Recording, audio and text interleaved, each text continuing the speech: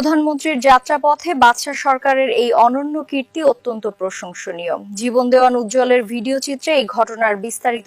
গাজীপুর কালিয়াকৈরে ঢাকা টাঙ্গাইল মহাসড়কের পাশে ইউনিয়ন বিএনপির ৭ নং ওয়ার্ডের সাবেক সহসভাপতি বাদশা সরকার, যিনি বিএনপির নিবেদিত প্রাণ, বহু মামলা হামলা অত্যাচার নির্যাতনের সাক্ষী, সেই মানুষটি আজ পহেলা বৈশাখ বাংলাদেশ সরকারের মাননীয় প্রধানমন্ত্রী তারেক রহমানের টাঙ্গাইল যাওয়ার পথে রাস্তার দুধারে সাজিয়েছেন মানবঢাল।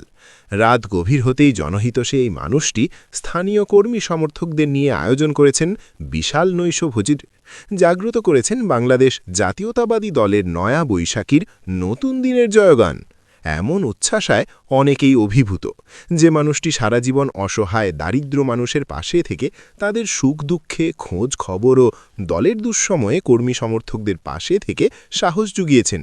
বহুদিন পর আজকার আনন্দের শেষ নেই। তিনি দেশবাসীর কাছে দোয়া চেয়েছেন দেশ ও জাতির কল্যাণে।